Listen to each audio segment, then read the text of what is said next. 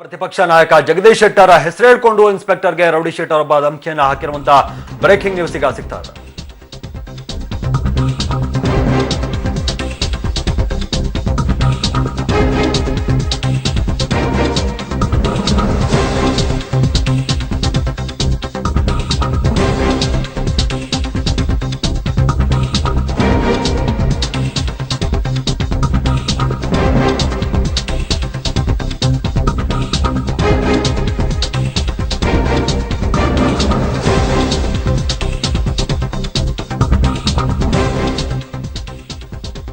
ಪ್ರತಿಪಕ್ಷ ನಾಯಕ ಜಗದೀಶ್ ಶೆಟ್ಟರ್ ಹೆಸರು ಹೇಳ್ಕೊಂಡು ಇನ್ಸ್ಪೆಕ್ಟರ್ಗೆ ರೌಡಿ ಶೀಟರ್ ಒಬ್ಬ ಧಮಕಿಯನ್ನು ಹಾಕಿದ್ದಾನೆ. ಪೊಲೀಸ್ ಠಾಣೆಗೆ ನುಗ್ಗಿ ಇನ್ಸ್ಪೆಕ್ಟರ್ಗೆ ಧಮಕಿಯನ್ನು ಹಾಕಿ ರೌಡಿ ಶೀಟರ್ ಶಿವಕುಮಾರ್ ಅನ್ನುವಂತಹ ವ್ಯಕ್ತಿ ಧಮಕಿಯನ್ನು ಹಾಕಿರುವಂತದ್ದು ಹುಬ್ಬಳ್ಳಿಯ ಕೇಶವಾಪುರ ಠಾಣೆಯಲ್ಲಿ ನಿನ್ನೆ ರಾತ್ರಿ ನಡೆದಂತಹ ಘಟನೆ. ಹುಬ್ಬಳ್ಳಿ ಕೇಶವಾಪುರ ಸರ್ಕಲ್ ಇನ್ಸ್ಪೆಕ್ಟರ್ ಶ್ಯಾಮರಾವ್ ಸಚನ್ಗೆ ಧಮಕಿಯನ್ನ ರೌಡಿ ಶೀಟರ್ ಹಾಕಿದ್ದಾನೆ. ಫೈನಾನ್ಸ್ ವಿಚಾರವಾಗಿ ಸಹಚರನನ್ನ ಬಂಧಿಸಿದ್ದಕ್ಕೆ ರೌಡಿ ಶೀಟರ್ ಬಂದು ಧಮಕಿಯನ್ನ ಹಾಕಿರುವಂತದ್ದು. ನಿಜವಾಗ್ಲೂ ರೌಡಿ ಶೀಟರ್ ಶಿವಕುಮಾರ್ಗೆ ಜಗದೀಶ್ ಶೆಟ್ಟರ್ ನಂಟಿದ್ಯಾ? ನಾನು ಜಗದೀಶ್ ಶೆಟ್ಟರ್ ಬೆಂಬಲಿಗ ಅಂತ ಹೇಳ್ಕೊಂಡು ರೌಡಿ ಶೀಟರ್ ಒಬ್ಬ ಠಾಣೆಯಲ್ಲೇ ಸರ್ಕಲ್ ಇನ್ಸ್ಪೆಕ್ಟರ್ಗೆ ಧಮಕಿಯನ್ನ ಹಾಕಿ ಹಲ್ಲೆಗೆ ಯತ್ನ ಮಾಡಿರುವಂತಹ ಘಟನೆ ಇದು ಹುಬ್ಬಳ್ಳಿಯಲ್ಲಿ ನಡೆದಿದೆ. ಹುಬ್ಬಳ್ಳಿಯ ಕೇಶವಾಪುರ ಸರ್ಕಲ್ ಇನ್ಸ್ಪೆಕ್ಟರ್ ಆದಂತಹ ಶ್ಯಾಮರಾವ್ ಸಜ್ಜನ್ ಅವರ ಮೇಲೆ ರೌಡಿ ಶೀಟರ್ ಶಿವಕುಮಾರ್ ಸುಬ್ರಹ್ಮಣ್ಯ ಹಲ್ಲೆಗೆ ಯತ್ನವನ್ನ ಮಾಡಿರುವಂತದ್ದು.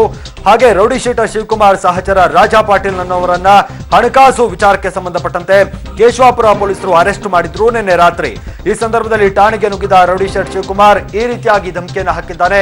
ಜಗದೀಶ್ ಶೆಟ್ಟರ್ ಬೆಂಬಲಿಗ ಅಂತ ಹೇಳ್ಕೊಂಡು ಈತ ಹಲ್ಲೆ ಮಾಡೋದಕ್ಕೆ ಮುಂದಾಗುವಂಥದ್ದು, ಹಾಗೆ ಧಮಕಿಯನ್ನ ಹಾಕಿದ್ದಾನೆ.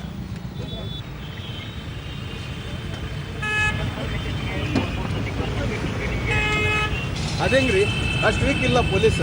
ನಾವು ಸ್ಟೇಷನ್ ಹೋಗಿ ಹೊಡೆಯಂಗ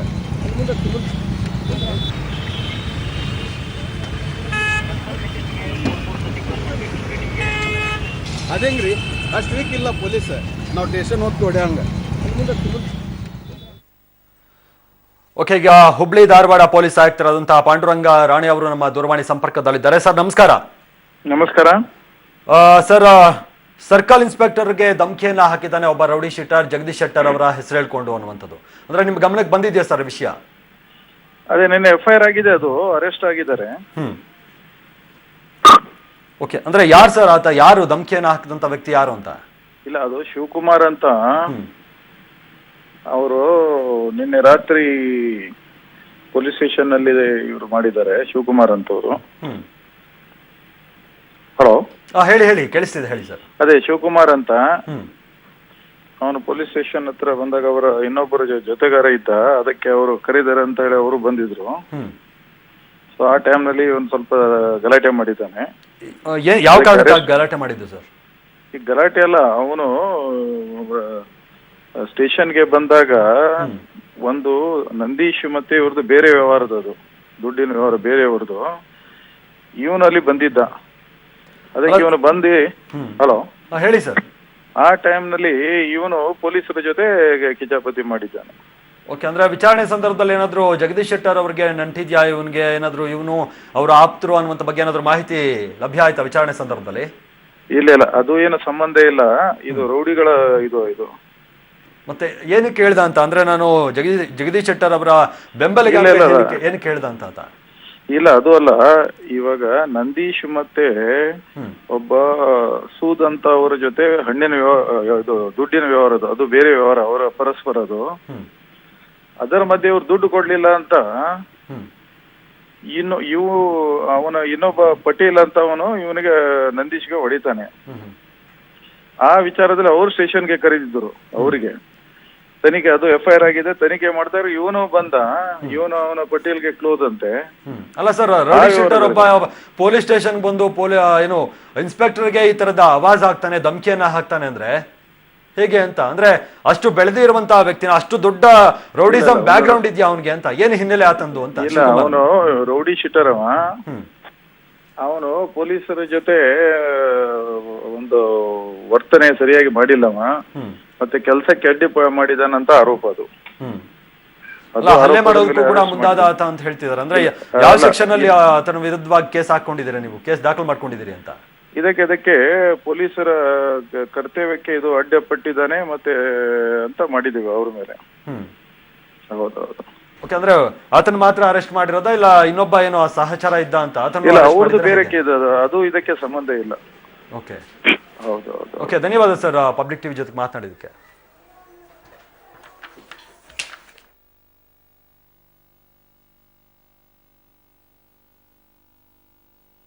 ಒಬ್ಬ ಮನುಷ್ಯ ಸ್ಟೇಷನ್ದಾಗ ಹೋಗ್ತೇವೆ ಜಗಳ ಮಾಡಕ್ಕೆ, ಹಂಗ ಅನಿಸ್ತೀವಿ ಏನ್ರಿ ನಾವು?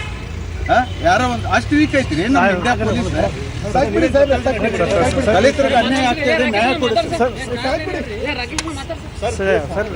ಏನ್ರಿ? ಒಬ್ಬ ಮನುಷ್ಯ ಸ್ಟೇಷನ್ದಾಗ ಹೋಗ್ತೇವೆ ಜಗಳ ಮಾಡಕ್ಕೆ, ಹಂಗ ಅನಿಸ್ತೀವಿ ಏನ್ರಿ ನಾವು? ಯಾರೋ ಒಂದು ಅಷ್ಟು ವೀಕ್ ಐತ್ರಿ ನಮ್ಮ ಇಂಡಿಯಾ ಪೊಲೀಸ್. ದಲಿತರಿಗೆ ಅನ್ಯಾಯ ಆಗ್ತಿದೆ, ನ್ಯಾಯ ಕೊಡುತ್ತೆ.